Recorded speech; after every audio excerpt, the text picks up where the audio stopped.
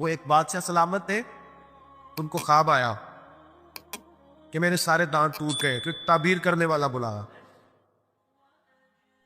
اس کو کہنے لگے میں نے خواب دیکھی ہے میرے سارے دانت ٹوٹ گئے۔ اس نے تعبیر کی، وہ کہنے لگا بڑے دکھ سے بتا رہا ہوں آپ کی زندگی میں آپ کے سارے رشتہ دار، بال بچہ، بہن بھائی سب فوت ہو گئے۔ بادشاہ نے تلوار منگائی اور تعبیر بتانے والا بھی باپ، اس نے کہا سب کے بغیر جی کے کیا کریں؟ اس نے ایک اور بلایا تعبیر والا، اسے کہا تعبیر بکاؤ، خواب میں میرے سارے دانت ٹوٹ گئے۔ حضرت نے لکھا بادشاہ سلامت مبارک ہو، اللہ تعالیٰ آپ کو اپنے خاندان میں سب سے لمبی عمر عطا فرمائے۔ یہ جو ہمارا خیال ہوتا ہے نا کہ سارے لوگ ہمیں اچھا کہے، یہ خیال سرے سے درست ہے ہی نہیں۔ ساری دنیا مسلمان ہو گئی، اللہ کو ماننے لگی ہے، حضور کا کلمہ پڑھنے لگی ہے، تو آپ کو سارے اچھا کیسے کہہ دیں گے؟ جب رب رسول کے بارے میں ابھی سارے لوگ کلمہ نہیں پڑھتے، مطیع اور فرما بردار، تو آپ کا یہ دعویٰ کیسے ہے؟ آپ یہ کیسے محسوس کرتے ہیں؟ حضرت جنید بغدادی رحمت اللہ علیہ ایک شخص کا جنازہ پڑھ کے فارغ ہوئے تو لوگوں نے کہا حضور بڑا ہی اچھا آدمی تھا، ہر بندہ اس کی تعریف کرتا ہے۔ آپ فرمانے لگے غلطی ہو گئی، اس کا جنازہ نہیں پڑھنا چاہیے تھا، یہ تو ذو معنی بندہ تھا، ذو وجہین تھا، دو منہوں والا تھا، جس کے پاس جاتا تھا اسی کا ہو جاتا تھا۔ اس نے تو سب کو راضی رکھنے کی پالیسی اختیار کی ہوئی تھی، لہذا یہ درست نہیں تھا۔ اگر یہ بندہ سچا ہوتا، حق بات کہتا، تو لوگ اس کے مخالف بھی ہوتے۔ اگر یہ صحیح رستے پر ہوتا تو لوگ اس سے برا کہنے والے بھی ہوتے۔ تو چونکہ یہ درست نہیں تھا، باتیں چھپاتا تھا، غلطیاں کرتا تھا، جدھر جاتا تھا اسی کا ہو جاتا تھا، لہذا کوئی اسے برا نہیں کہتا، تو اس کا مطلب یہ ہے کہ یہ حق بات نہیں کہتا تھا۔ حضرت جنید بغدادی خود ایک دن گزر رہے تھے گلی سے، مرید شاگرد عقیدت مند ساتھ تھے، تو ایک شخص نے آپ سے کہا معاذ اللہ ثم معاذ اللہ، کہنے لگا او زندیق، یعنی اے بے دین، او زندیق۔ جب اس نے یہ لفظ کہے نا تو آپ کے شاگردوں کو بڑا برا لگا، غصہ آیا۔ حضرت جنید بغدادی رحمت اللہ علیہ نے پلٹ کے اس شخص کی طرف دیکھا تو آپ ہنسے، فرمانے لگے یار سارے بغداد کو میرا ایک ہی نام یاد تھا کہ میں دیندار ہوں، تو نے اچھا کیا ایک اور نام بھی یاد کرا دیا ہے۔ چلو ایک اور نام بھی لوگوں کو یاد ہو گیا، پہلے سارے بغداد کو میرا بولیے ایک ہی نام پتا تھا کہ جنید بڑا اچھا کیا تو نے۔ حضرت مولانا ظفر الدین صاحب بہاری ملک العلماء، انہوں نے بخاری کی شرح لکھی ہے، اعلیٰ حضرت رحمت اللہ علیہ کے خلیفہ تھے مولانا ظفر الدین بہاری رحمت اللہ تعالی علیہ۔ آپ فرماتے ہیں کہ اعلیٰ حضرت کو نا بے شمار خط آتے تھے، اب تو ٹیلی فون کا رواج ہے تو اس زمانے میں خطوط ہی، ویسے خط بھی بڑا شاندار ہوتا تھا، بندہ سوچ سمجھ کے تو لکھ لیتا تھا نا، تو بڑے خط آتے تھے اعلیٰ حضرت کو، خطوط پر ہی آپ جواب دیا کرتے تھے۔ خط آتے، کسی نے کسی لقب سے پکارا ہے، کسی نے کسی نام سے پکارا ہے، کسی نے ایک خط آیا تو اس میں بڑے غلط لفظ لکھے تھے، بڑے بڑے غلط جملے، معاذ اللہ ثم معاذ اللہ، ملامتی لوگ جو ملامت کرنے والے ہوتے، انہیں بڑی تکلیف پہنچائی تھی۔ تو اعلیٰ حضرت فاضل بریلوی رحمۃ اللہ تعالیٰ علیہ کے خلیفہ مولانا ظفر الدین صاحب بہاری رحمۃ اللہ علیہ نے وہ خط جب پڑھا تو بڑا غصہ آیا، بڑا جلال۔ اعلیٰ حضرت رحمۃ اللہ علیہ فرمانے لگے کیا ہوا؟ عرض کی اور اس نے بڑے برے لفظ لکھے ہیں، میں اس پر مقدمہ کروں گا، کیس کروں گا، عدالت جاؤں گا۔ تو اعلیٰ حضرت فرمانے لگے وہ پہلے جس نے پیارے لفظ لکھے ہیں پہلے اس کے لیے انعام کا اعلان کرنا، پہلے کوئی جائیداد دے، کوئی تحفہ دے، پھر اس پر مقدمہ بھی کر لینا۔ فرمایا اگر اتنے لوگ اچھا کہہ رہے ہیں تو دو چار ایسے ہیں بھی، تو میں یہ کہا کرتا ہوں کہ چلو نظر نہیں لگتی۔ کیا ہوتا ہے بولیے، اللہ کرے آپ کو سمجھ آئے، چلو نظر نہیں لگتی، کو دو چار ہوں بھی تو نظر کوئی حرج نہیں، نظر نہیں لگتی۔ اعلیٰ حضرت فرمانے لگے یا تو ان کو انعام دو، ان کے نام جائیداد کراؤ، تو پھر تکلیف دینے والوں پر مقدمے بھی کر لینا، تو اگر وہاں تمہیں انعام نہیں دے رہے تو پھر یہاں تمہیں مقدمہ کرنے کی حق بات پر، سچی بات پر آپ مستقل مزاجی اختیار کریں، آپ ٹھہریں، پھر آپ کو کوئی کیا کہہ رہا ہے، کوئی آپ کے بارے میں کیا بیان کر رہا ہے، پھر آپ اس بات سے نکل آئیں، پھر آپ اس سے نکلیں۔ میرے نبی رحمت نور مجسم شفیع معظم صلی اللہ تعالی علیہ وسلم طائف کے بازار بھی چلے گئے تھے، عکاظ کی منڈیوں میں بھی حضور چلے گئے. نبی پاک نے کافر کے ہر سوال کا جواب دیا، اور جب دین کی تکمیل ہونے لگی مدینہ منورہ میں تو کافر ختم ہوئے تو منافق کھڑے ہو گئے. پوری صورتیں ہیں منافقین کے بارے میں. ادھر سے معاملہ ختم ہوا تو ادھر سے کبھی حضور کے علم پر اعتراض کرتے ہیں، کبھی حضور صلی اللہ تعالیٰ علیہ وسلم کے صحابہ پر شکوہ کرتے ہیں، کبھی کوئی بات کرتے کبھی کوئی بات کرتے. لیکن میرے حبیب کریم علیہ السلام نے ہمیشہ ڈٹ کر، کھڑے ہو کر، استقامت کے ساتھ ہر بات کو سنا اور امت کو یہ پیغام دیا کہ تم نے سچی بات پر کھڑے رہنا ہے، تم نے دائیں بائیں پلٹنا نہیں ہے. امام احمد بن حنبل رحمۃ اللہ ہے. امام احمد بن حنبل بہت بڑے امام تھے. 14 جلدوں میں کتاب لکھی آپ نے حدیث پاک کی، مسند امام احمد بن حنبل. اور کلیجہ ٹھنڈا ہو جاتا امام صاحب کی تحریریں پڑھ کے. اتنے بڑے آدمی، ہر دور میں کوئی نہ کوئی فتنہ پیدا ہوتا ہے. تو فتنہ اس طرح پیدا ہوتا ہے کہ لوگ دین کا نام لے کے بعض اوقات فتنہ کرتے ہیں. مرزا غلام محمد قادیانی جب آیا تھا تو وہ تشریحات ہی کرتا تھا معاذ اللہ دین کی. ابھی اپنے آپ کو محدث کہتا تھا، کبھی مفسر کہتا تھا، پھر آہستہ آہستہ وہ مجدد بننے لگا، پھر کہنے لگا میں ذلی نبی ہوں، بروزی. پھر اس بے ایمان نے کھل کر اپنے باطن میں چھپی ہوئی ہر غلاظت کا ذکر کرنا شروع کیا. تو دین کے اندر داخل ہو کر دین کا نام لے کر جو فتنے برپا کیے جاتے، اللہ تعالیٰ ان سے محفوظ فرمائے. اللہ تعالیٰ ہمیں محفوظ فرمائے. دین کا نام لے کر، لبادہ اوڑھ کر، لائسنس لے کر دین کا جو فتنے لوگ برپا کرتے، بڑے خطرناک، بڑے خوفناک وہ بھی فتنے ہوتے ہیں. حضرت امام احمد بن حنبل کے زمانے میں ایک فتنہ اٹھا تھا خلق قرآن کا. خلق قرآن کا کہ قرآن اللہ کی تخلیق ہے یا اللہ کا کلام ہے. لوگ گنجائشیں نکالتے ہیں نا اس طرح کے جملے کہ لوگوں کو کیسے قرآن پاک سے یا حضور کے فرمان سے یا دین سے دور کیا جائے، تو تعویلات کرتے ہیں. ایک فتنہ تھا. امام صاحب نے ڈٹ کے فتویٰ دیا کہ قرآن مجید اللہ کا کلام ہے، یہ اللہ کا کلام ہے، حضور علیہ السلام پر نازل ہوا ہے. امام صاحب نے اعلان کیا، ڈٹے، تو بادشاہ وقت نے آپ کو قید کر دیا. پولیس بھیجی، امام صاحب کو پکڑ کے لے گئی. جیل میں جانا کو برا نہیں، سارے جیل میں قیدی برے نہیں ہوتے. جیل میں تو حضرت یوسف بھی رہے ہیں. حضرت یوسف علیہ السلام بھی جیل میں، سارے لوگ جرم کر کے نہیں آئے ہوتے، کچھ عدل کر کے بھی جیل میں آئے ہوتے. لیکن اس کا غلط ترجمہ نہ کر لینا، جیل میں برے بھی ہوتے ہیں. برے بھی جیلوں میں اپنی مرضی کی لائنیں بھی لوگ بنا لیتے ہیں نا. تو اچھے لوگ بھی بعض اوقات بعض آزمائشوں کے سبب جیلوں میں جاتے ہیں. امام احمد بن حنبل کو جب گرفتار کر کے لے گئے نا تو امام صاحب کچھ دن جیل میں رہے. جب واپس تشریف لائے امام احمد بن حنبل رحمۃ اللہ علیہ، جب آپ واپس تشریف لائے تو آپ کے صاحبزادے کہتے ہیں کہ ابو الحسن نام کا ایک چور تھا. ابو الحسن نام کا پکا چور تھا. پکے چوروں کا بھی سب کو پتا ہوتا ہے نا، سارا بغداد جانتا تھا کہ پکا چور ہے. لیکن امام صاحب کچھ مہینے جیل میں رہ کے واپس آئے تو ہر نماز کے بعد اس چور کے لیے دعا کرتے، کہتے اللہ ابو الحسن پہ رحم فرما، اللہ اس پر. کہ حد ہو گئی حضرت، چور سے ملاقات. اب آپ جیل جائیں گے تو ایسے لوگوں سے ملاقاتیں تو ہوں گی نا، قاتلوں سے بھی، چوروں سے بھی، دہشت گردوں سے بھی، تخریب کاروں سے بھی. امام صاحب کی ملاقات ہو گئی تھانے میں، جیل میں. ہر نماز کے بعد دعا کرتے. آپ کے صاحبزادے کہتے ہیں میں نے ایک دن کہا ابا جی اس چور کے لیے آپ دعا کرتے ہیں تو نماز میں بڑے نمازی شریک ہوتے ہیں، کسی نمازی کا خیال کہیں جاتا ہے، کسی کا کہیں جاتا ہے، تو آپ بتا ہی دے بات کیا ہے. تو امام صاحب فرمانے لگے یار ہے وہ چور، پر اس نے مجھے ایک بہت بڑی نصیحت کر دی چور نے.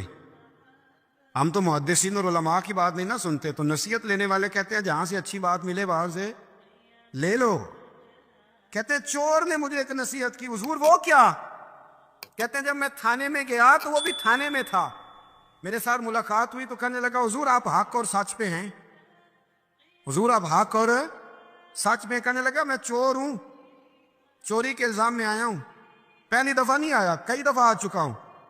بادشاہ اور کوتوال کے ہاں میرا نام درج ہے، کئی دفعہ آ چکا ہوں، میرا ان کے پاس نام درج ہے. یہ مجھے بڑا مارتے ہیں پر میں برا ہوں تو برائی پہ ڈٹا ہوا ہوں، میں کبھی باز نہیں آیا. یہ مجھے مارتے ہیں، میری ضمانت ہوتی ہے، پھر جاتا ہوں برا کام کرتا ہوں. کہنے لگا حضور اگر میں برے کام پہ ڈٹا ہوں تو خیال رکھنا آپ تو اچھا کام کر کے آئے ہیں. حضور ذرا ڈٹ کے رہنا، دیکھنا ذرا ڈٹ کے رہنا، اس میں کوئی کمزوری نہ دکھانا، تو اچھے کام کے لیے آئے. تو امام احمد بن حنبل فرماتے ہیں مجھے اس کی بات یاد رہ گئی. اس نے مجھے کہا کہ آپ نے پرواہ نہیں کرنی کہ لوگ کہیں گے جیل گئے ہیں تو تھانے گئے ہیں تو کچہری گئے ہیں تو یہ ہوا ہے تو فلاں ہوا. نا نا نا نا, نے ڈٹنا ہے اور ڈٹ کے رہنا ہے. دوستو اس تک لوگ کیا کہہ رہے ہیں, لوگ کہاں کھڑے ہیں, اس کو چھوڑے. آپ یہ بتائیں آپ حق پہ ہیں. شریر کا کام تو شرارت کرنا ہے. جو شریر ہے اس کا کام, سانپ کا کام کیا ہے؟ ڈسنا. تو وہ تو ڈسے گا, شریر تو شرارت کرے گا چونکہ اس کے مزاج میں شرارت ہے. آپ کو کیا کرنا ہے, آپ کو دیکھنا یہ ہے کہ آپ کا راستہ ٹھیک ہے, آپ حق پہ ہیں. پھر آپ کو شریر کی پرواہ نہیں کرنی, ڈسنے والے کی پرواہ نہیں کرنی, رب رسول کی رضا کی طرف دیکھنا ہے. پھر اللہ اور اس کے رسول کی رضا کی طرف دیکھنا ہے, آگے بڑھنا ہے, جد و جہد کرنی ہے, کام کو جاری رکھنا ہے. ایک سیانہ بندہ ہوتا ہے, وہ 2 گروپوں میں صلح کرانا چاہتا ہے, وہ 2 گروہوں کے اندر پل کا کردار ادا کرنا چاہتا ہے. قبیلے کے, برادری کے, خاندان کے لوگوں میں لڑائی ہو گئی, جھگڑا ہو گیا. یہ بندہ صلح کرا سکتا تھا, طاقت تھی, اس کو پتا تھا لوگ میری بات مانیں گے. اس نے مداخلت کی, یہ آگے بڑھا. فوراً ایک شخص نے کہہ دیا تیرا کیا لالچ ہے, چودھری بننا چاہتا ہے, تو سردار بننا چاہتا ہے. اب یہ کہتا ہے جناب چونکہ لوگ مجھے برا کہہ رہے ہیں, ان کا خیال ہے کہ میں سردار بننا چاہتا ہوں, لہذا میں نہیں صلح کراتا, لڑے رہو. حالانکہ میرے نبی کریم سید عالم نور مجسم صلی اللہ علیہ وسلم نے ارشاد فرمایا ہے, محبوب کریم علیہ الصلوۃ والسلام نے فرمایا 2 گروہوں میں جو صلح کرائے گا رب 2 حج اور 2 عمرے کا ثواب عطا فرمائے. اب اگر اس نے اس لیے صلح کرانی تھی واقعہ ہی کہ یہ دونوں گروہ مجھے چودھری مانے, تو پھر تو ایک نے انکار کر دیا کہ میں چودھری نہیں مانتا, تو یہ پیچھے ہٹ گیا. تو اگر اس لیے صلح کرانی تھی کہ رب 2 حج اور 2 عمرے کا ثواب دے, تو پھر کوئی اچھا کہے یا برا کہے, اس کو چاہیے یہ آگے بڑھے اور 2 لوگوں کے سروں کو جوڑ دے, صلح کرا دے, اطمینان کرا دے, شعور کرا دے. ہمارے ہاں یہ ہوتا ہے کہ ہم جب یہ دیکھتے ہیں نا کہ لوگ کیا کہہ رہے ہیں, لوگوں کا کیا مطمع نظر ہے, تو ہم بہت ساری کمزوریوں کا شکار ہوتے ہیں, بہت ساری کوتاہیاں کر جاتے ہیں, بہت ساری غلط فہمیاں اور غلط فیصلے ہم سے سرزد ہوتے ہیں. یہ کبھی نہیں سوچنا کہ لوگوں کی یہاں رائے کیا ہے, اچھا کہہ رہے ہیں برا کہہ رہے ہیں. آپ نے یہ دیکھنا ہے کہ آپ کر کیا رہے ہیں. بنی اسرائیل میں ایک شخص تھا, امام غزالی رحمۃ اللہ علیہ فرماتے ہیں اس کا دل چاہا کہ پتہ تو کروں جنت میں میرا پڑوسی کون ہوگا. اس کو خواب میں بتایا گیا کہ فلاں بن فلاں تیرا جنت میں پڑوسی ہے. اب یہ بڑا عابد تھا, زاہد تھا, عبادت گزار تھا, پرہیزگار, بڑا نیک تھا, بڑا پرہیزگار. یہ سفر کر کے اس کے پاس گیا, اس کو جا کے کہنے لگا میں تیرا مہمان نہ بن جاؤں 2-3 دن کا, بن جاؤ. کہتے میں 3 دن اس کے ساتھ رہا, میں اس سے زیادہ نوافل پڑھتا تھا, زیادہ صدقات و خیرات کرتا تھا, زیادہ عبادات کرتا تھا, وہ تو میرے مقابلے میں کچھ بھی نہیں. 3 دن کے بعد میں آنے لگا تو میں نے اس کو کہا یار میں ایک مقصد کے لیے آیا تھا تیرے پاس. اس نے کہا بتائیے. میں نے کہا کہ میرا آنے کا مقصد یہ تھا کہ میں دیکھوں تو کون سی ایسی عبادت کرتا ہے کہ جنت میں تو میرا پڑوسی بنے گا. لیکن تیری عبادات ریاضت میں تکبر نہیں کرتا, لیکن میں نے کوئی خاص چیز دیکھی نہیں, کوئی خاص بات ہے تو مجھے بتا دے. تو بندہ کہنے لگا کوئی خاص بات نہیں, ہاں ایک چھوٹی سی عادت ہے میرے اندر, چھوٹی سی عادت. بڑے لوگ کبھی بھی اپنی باتوں کو بڑا نہیں سمجھتے. کہ ایک چھوٹی سی عادت ہے. کہ وہ کون سی؟ تو وہ کہنے لگا اگر شدید گرمی ہونا تو میں نے اپنے رب سے کبھی سردی نہیں مانگی, اور کبھی برف جمی ہونا گلیوں میں تو میں نے اپنے رب سے کبھی گرمی نہیں مانگی. میں سمجھتا ہوں میرا رب مجھے دیتا ہی وہ ہے جو میرے حق میں بڑا بہتر ہوتا ہے. یہ ایک میری چھوٹی سی عادت ہے کہ کڑاکے کی دھوپ میں میں نے کبھی مالک سے سائے کا سوال نہیں کیا, اور اگر تیز بارش ہو رہی ہو تو میں نے کبھی یہ نہیں کہا کہ بارش نہیں ہونی چاہیے تھی, کیا بلے گا فلاں چیز کا. میں سمجھتا ہوں جو بہتر تھا اللہ نے وہی دے دیا ہے تو میں مطمئن رہتا ہوں.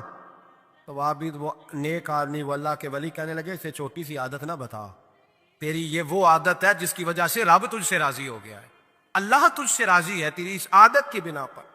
جب ہمارے مزاج میں یہ چیزیں آ جائیں گی نا کہ جو میرے حق میں بہتر تھا مالک نے مجھے وہ دے دیا ہے, پھر ہم ہر جگہ بیٹھنے کی تمنا نہیں کریں گے, پھر سامنے والے سے ہم حسد نہیں کریں گے, پھر ہم یہ نہیں چاہیں گے کہ اللہ کرے وہ مر جائے اور اس کی ہر چیز مجھے مل جائے. پھر ہمارا مزاج پھر ہماری طبیعت یہ نہیں رہے, اللہ کی رضا پہ راضی رہے, مالک کے فیصلوں میں اپنے دل میں کوئی بوجھ محسوس نہ کرے, اپنی زندگی اللہ کے فیصلوں. دیکھیں نا جو ماں باپ اللہ نے بڑے اچھے سمجھے وہ ہمارے لیے پسند کیے, وہ اللہ نے ہمارے لیے جو اس نے ہمارے حق میں بڑھے، جو بہن بھائی، اللہ کرے آپ کو سمجھ آئے، جو بہن بھائی اس نے ہمارے حق میں بڑے اچھے سمجھے، وہی بہن بھائی اس نے ہمیں عطا کیے۔ جس بیوی کو اس نے ہمارے گھر کے گلشن میں بہتر سمجھا، اس کو لا کے اس نے ہمارے آنگن میں بٹھایا، اور جو اولاد اس نے ہمارے لیے باعث افتخار سمجھی، وہ اولاد اس نے ہمیں عطا فرمائی۔ حضرت نوح علیہ السلام کا بیٹا کافر ہو گیا، پر کسی جگہ انہوں نے شکوہ نہیں کیا کہ مالک یہ کافر کیوں ہوا۔ اللہ کے قبضے میں ہے نا دل، پھیر سکتا ہے نا، مقلب القلوب ہے، لیکن حضرت نوح نے دعا اللہ کی رضا پر راضی رہے، اپنا مزاج بدلے، تاکہ معاشرے میں یہ جو گھٹن ہے، یہ جو ٹینشن ہے، یہ جو جھگڑا ہے، یہ جو چھینا چھانی ہے، یہ جو ایک دوسرے پر لوگوں کی نظریں ترچھی ہیں، یہ ختم ہو۔ سمجھیں کہ میرے حق میں جو بہتر تھا مالک نے وہ چیز مجھے عطا کر دی۔ میں اکثر کہتا ہوں اپنے دوستوں کو، میں کہتا ہوں مجھے ایسے لگتا ہے جو سب سے اچھے ماں باپ تھے وہ اللہ نے مجھے عطا فرمایا، اور جو سب سے بہترین اساتذہ تھے نا ان کا دروازہ اللہ نے مجھے عطا فرمایا، اور جس شیخ جس پیر کو اللہ نے سب سے زیادہ شان عطا فرمائی اس کا دروازہ اللہ نے مجھے دکھایا۔ اور اس کے بعد اتنے تابع دار شاگرد میں نے کسی کے نہیں دیکھے جتنے مجھے ملے، اور اتنے وفادار پیر بھائی اور مرید میں نے کسی کے نہیں دیکھے جتنے مجھے ملے۔ میں اس بات پر، اور میں بات اس لیے نہیں کر رہا، میں آپ کو دل کی گہرائی سے بات بتا رہا ہوں کہ یہ عنوان زندگی ہے، یہ روح زندگی ہے۔ میں کبھی کبھی بڑے ناز کے ساتھ سجدہ شکر ادا کرتا ہوں کہ ایک بہت بڑا خوش نصیب شخص ہو۔ اب یہ بات صرف سوچنے کی ہے، 100 لوگوں میں سے اگر ان 2 پہ ہی بندہ غور کرے جو نافرمان ہے تو پھر زندگی آگے چل سکتی؟ تو 98 پر غور کیوں نہیں کرتا؟ تو 98 پر غور کیوں نہیں کرتا؟ اگر کسی شخص کے ساتھ تیرے 20 سال گزرے اور تو صرف اسے ایک دن کو یاد رکھے جس دن میں اس نے تکلیف دی تھی، تو پھر یہ تیری زیادتی ہے۔ تو باقی ان دنوں کو کیوں نہیں یاد رکھتا جن دنوں میں اس کے تیرے ساتھ محبت والا معاملہ فرمایا، خدمت والا، راضی دل رضا کا مزاج بنائے۔ یہ مسلمان کے ایمان کا حسن ہے، یہ مسلمان کے کردار کا کمال ہے، یہ مسلمان کی سوچ کا بلند معیار ہے، یہ مسلمان کا اعلیٰ مقام ہے۔ حضرت عبداللہ ابن عمر کا بیٹا بیمار ہو گیا، بڑے پیارے ہوتے ہیں نا بیٹے، آپ بڑے پریشان تھے، شدید پریشان۔ صحابہ کہتے ہیں ہم نے آپ کو بڑی تکلیف میں دیکھا، کبھی اس حکیم کے پاس، کبھی اس حکیم کے پاس، کبھی اس جگہ، کبھی اس جگہ۔ کچھ دنوں کے بعد بیٹا انتقال کر گیا، لیکن کہتے ہیں جب ہم تعزیت کے لیے گئے تو ہم نے ان کے چہرے پر بہت ساری سکون کو، بہت ساری راحت کو دیکھا۔ بیٹا انتقال کر گیا، جب وہ بیمار تھا تو پریشان تھے، اب جب انتقال کر گیا تو سکون میں۔ تو کہتے ہیں ہم نے ان سے سوال کیا کہ حضور اس وقت آپ پریشان تھے، انتقال کے بعد تو لوگ زیادہ پریشان ہوتے ہیں، اب آپ سکون میں ہیں۔ تو آپ فرمانے لگے جب تک میری ڈیوٹی تھی میں پریشان تھا، خدمت کر رہا تھا، نوکری کر رہا تھا، اب میں اسے اس کے پاس چھوڑ آیا ہوں جو مجھ سے بہت زیادہ اس کا خیال رکھنے والا ہے، جو مجھ سے کئی 1000 گنا بڑھ کے اس پر توجہ کرنے والا۔ اب مجھے پریشانی، اب میرا قریب مجھ سے کہیں بڑھ کر اس کا خیال رکھے گا، اسے سکون دے گا، اسے راحت دے گا، اور میں اپنے رب کے فیصلے پر بڑا راضی ہوں۔ اس نے جو بہتر سمجھا اس نے میرے حق میں وہ فیصلہ۔ حضرت ابن وقاص رضی اللہ تعالیٰ عنہ بڑے مستجاب الدعوات بزرگ تھے، مستجاب الدعوات۔ حضرت عبداللہ بن صائب رضی اللہ تعالیٰ عنہ فرماتے میں حج کرنے گیا تو میں طواف وداع کرنے گیا، حج کا آخری رکن ہوتا ہے، بس آتا ہے نا آفاقی حاجی تو طواف وداع کرتا۔ کہتے ہیں جب میں طواف وداع کرنے گیا تو طواف وداع کے موقع پر میں نے دیکھا کہ جتنا رش حجر اسود کے پاس ہے اتنا ہی حضرت ابن وقاص کے پاس بھی ہے۔ شاید سمجھ نہیں آئی آپ کو میری بات۔ حجر اسود کے پاس بہت بڑا رش ہوتا ہے، ہر آدمی کی خواہش ہوتی ہے بوسہ لینے کی۔ جتنے لوگ وہاں کھڑے تھے اتنے ہی لوگ حضرت سیدنا ابن وقاص رضی اللہ تعالیٰ عنہ کے پاس بھی کھڑے تھے۔ تو کہتے مجھے تعجب ہوا، عبداللہ بن صائب کہتے میں بھی ان کے پاس جا کے بیٹھ گیا تو میں نے دیکھا کہ وہ نابینا ہے، آنکھوں سے نظر نہیں آتا، لوگ ان کے پاس دعائیں کرانے آ رہے ہیں، اور فرماتے میں نے عجیب حال دیکھا، بیمار ترین شخص ان کے سامنے آ کے بیٹھا، حضور میرے لیے دعا کر دیں۔ تو فرماتے انہوں نے دعا کے لیے ہاتھ اٹھائے تو وہیں اسی وقت میں نے دیکھا اللہ نے اس بندے کو شفا فرمایا۔ میں نے دیکھا مقروض دعا کرا رہے ہیں، بیمار، بے اولاد، جو بھی دعا اسے کراتا اللہ اس کی حاجت کو پورا فرما دیتا۔ حضرت عبداللہ بن صائب کہتے ہیں میں شام تک بیٹھا رہا، ہر نماز کے بعد رش ہوتا میں دیکھتا رہا۔ فرماتے ہیں شام ہو گئی، لوگ دعائیں کرا کے چلے گئے۔ جب مغرب کا وقت ہوا تو نابینا تھے، وہ بھی مجھ سے کہنے لگے عبداللہ ساری دنیا نے دعائیں کرائی ہیں، تو نے نہیں کرانی؟ تو صبح سے بیٹھا ہے بس دیکھے ہی جا رہا ہے, تو نے نہیں کوئی دعا کرانی؟ تو کہتے ہیں میں نے کہا حضور میں نے دعا نہیں کرانی, ایک سوال پوچھنا ہے.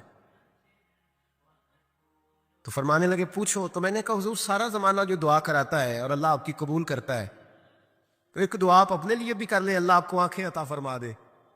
مالک جو قبول کر رہا ہے تو ایک کر لے اپنے لیے بھی. میں گڈی تے ہتھ ڈور سجن دے, وہ جنج رکھے اونج رہنا ہے, وہ جنج رکھے اونج رہنا ہے. واجب نہیں جی وچ شریعت مندہ خسم نو کہنا. کہنے لگے ایک دعا اپنے لیے بھی کر لے. کہتے ہیں جب میں نے یہ کہا تو بن وقاص رو پڑے, اتنا روئے کہ ان کی ہج کی بند گئی. کہنے لگے نا, جب تک رب نے چاہا اس نے مجھے آنکھیں دی, اور اب اس نے بہتر سمجھا کہ میری آنکھیں نہ رہے, تو اس نے جو بہتر سمجھا میرے لیے کر دیا. میرا مالک میرے حال سے آگاہ ہے, اور میرے مالک کی حکمت ہے, اس نے مجھے جس حال میں رکھا ہے. اور فرمایا اگر اس نے مجھے اس حال میں رکھا ہے تو میں بھی اس حال پہ بڑا ہی راضی ہوں. میں اپنے مالک کے دیے ہوئے اس حال پر بڑا. مسلمان یہ سمجھ لے, اس پیغام کو پلے کے ساتھ باندھ لے.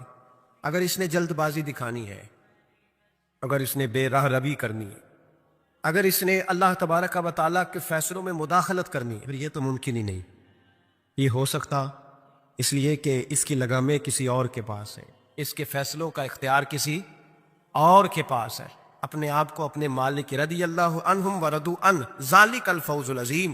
اللہ فرماتا ہے میں ان سے راضی ہوں, وہ مجھ سے راضی ہیں, اور یہ بہت بڑی کامیابی. اپنی زندگی میں اللہ کے فیصلوں پر راضی ہونا سیکھیں, راضی ہونا سیکھیں. رب کریم کے فیصلوں پہ راضی ہونے کی عادت بنے گی تو ایمان مضبوط ہوگا. حضرت ابو بکر صدیق نے پانی مانگا تو لوگوں نے دودھ دیا, فرمایا پیچھے کرو. ابو بکر نے نعمتیں چھوڑ دیے. اب ابو بکر وہ والا کام کرتا ہے جو رسول پاک نے کیا ہے. فرمایا نہ دودھ شاید پیش نہ کرو, جو مانگتا ہوں بس وہ دو. حضرت ابو بکر صدیق نے بڑے مالدار تھے. حضرت عمر فاروق رضی اللہ تعالیٰ عنہ کے پاس صحابہ کرام جمع ہو کے آئے, کون سا ایسا شخص ہے جس کی تنخواہ میں اضافہ ہو جائے؟ تو لوگ کہتے ہیں نہیں نہیں مجھے نہیں چاہیے. پر ہم نے وہ لوگ دیکھے ہیں, حاجی صادق صاحب کو مسجد والوں نے کہا 1000 روپیہ تنخواہ بڑھانی ہے, تو حاجی صاحب کہنے لگے میرا بڑا سونا گزارا ہوتا ہے, مجھے نہیں بڑھے دے. حضرت سیدنا عمر فاروق رضی اللہ تو صحابہ اکٹھے ہو کے گئے, کہنے لگے عمر حضور کے زمانے میں بظاہر غربت رہی, جناب صدیق اکبر کے زمانے میں غربت, اب تو بڑی ریل پیل ہے, بحرین سے لاکھوں کا مال آتا ہے, آپ کو بڑے بڑے سفیر ملنے آتے ہیں, پر آپ وہی پرانا کرتا اور وہی تامت جو کئی جگہ سے سی آپ نے کئی جگہ سے پھٹی. اور حضرت عمر ایک دن عید کی نماز پڑھانے گئے تھے تو ننگے پیر ہی چلے گئے. لوگوں نے کہا جوتا, فرمایا ٹوٹ گیا تھا یار, پہننے کے قابل نہیں تھا. فرمایا ننگے پیر آ گئے ہو, لوگ کیا کہیں گے؟ فرمایا چھوڑو, عمر کے پاؤں ننگے ہیں لیکن عمر کے کردار میں تو کوئی شک نہیں نا, پیر ہی ننگے ہیں نا, کیا ہوا, چھوڑو اس بات. کوئی پیار نہیں دنیا داری سے, دولت سے, کوئی چکر ہی نہیں. حضرت سیدنا عمر فاروق رضی اللہ تعالیٰ عنہ کو صحابہ نے اکٹھے ہو کے کہا, یہ ہے امت کے بیدار ہونے کے طریقے جو عرض کر رہا ہوں. کہا جناب آپ اب بڑا مال غنیمت ہے, اور جس طرح ہر صحابی کا حصہ ہے آپ کا بھی حصہ ہے, تو ایک نیا کرتا ہی ڈال لیں آپ خرید کے. اب جب مشورہ ہو گیا صحابہ میں تو کہنے لگے عمر سے بات کون کرے گا؟ نیا کرتا پہننے کی عمر سے بات کس کو برا لگتا ہے جی؟ نیا کرتا کون بات کرے گا؟ حضرت سیدنا علی المرتضیٰ کا انتخاب ہوا. کہنے لگے مولا علی کی بڑی عزت کرتے ہیں, ان سے بڑا پیار کرتے ہیں, ان سے بات کرتے ہیں. تو حضرت علی کو بلایا گیا, عرض کی حضور مہربانی فرمائیں حضرت عمر سے کہے نئے کرتے کے لیے. آپ فرمانے لگے عمر میری بڑی قدر کرتا ہے, بڑی بات سنتا ہے, پر یہ والا کام نہیں میں عمر سے کہہ سکتا, یہ کسی اور سے کہو. تو کہنے لگے آپ رہنمائی کر دیں, کس کو کہیں؟ تو جناب علی المرتضیٰ فرمانے لگے اگر حضرت عائشہ صدیقہ سے کہو گے تو عمر فوراً مان جائے گا, وہ مومنوں کی ماں ہیں. صحابہ حضرت عائشہ کے پاس, اماں جی عمر کو بلائیں, ان کو کہیں بڑے بڑے سفیر آئے ہوتے ہیں, وہی پرانے کپڑے پہن کے بیٹھ جاتے ہیں. اللہ اکبر. حضرت عائشہ نے پیغام بھیجا, فرمایا عمر کو بلاؤ. عمر فاروق دوڑے ہوئے آئے, پردے کے پیچھے حضرت عائشہ کے پاس گھٹنوں کے بل, اماں جی دیر تو نہیں کر آیا میں آنے میں؟ حکم ہو, حضور کے گھر سے پیغام آیا, بڑے بڑے سفیروں کو چھوڑ کے بھاگے. حضرت عائشہ صدیقہ کہنے لگی عمر دیکھو جائز پیسے ہوں تو اسلام اچھے لباس سے منع نہیں کرتا, اب بڑا بڑا مال آیا ہے, اب تیرا بھی حصہ ہے, تو صحابہ کرام کی خواہش ہے کہ نیا کرتا پہن لو, بڑے بڑے سفیر آتے ہیں, حرج بھی کوئی نہیں, جائز بھی ہے, کو منع نہیں. حضرت عمر نے گردن جھکائی، جی اماں جی، جی اماں جی، جی اماں جی۔ حضرت عائشہ کہتی ہیں بات ختم ہوئی، عمر نے گردن اٹھائی تو عمر کی داڑھی آنسوؤں سے بھری ہوئی۔ کہتی ہیں مجھے کہنے لگے اماں جی میں تو صرف مسجد میں دیکھا کرتا تھا، آپ تو مصطفیٰ کو دن رات دیکھتی تھی، جس طرح کے کرتے آمنہ کے لال نے پہنے ہیں مجھے بھی پہنا دو، میں تیار ہوں، میں پہن لوں گا، میں تیار ہوں، پر جس طرح کے میرے نبی نے پہنے۔ حضرت عائشہ کہتی ہے میں پھوٹ کے روئی، میرا پلو آنسوؤں سے بھر گیا۔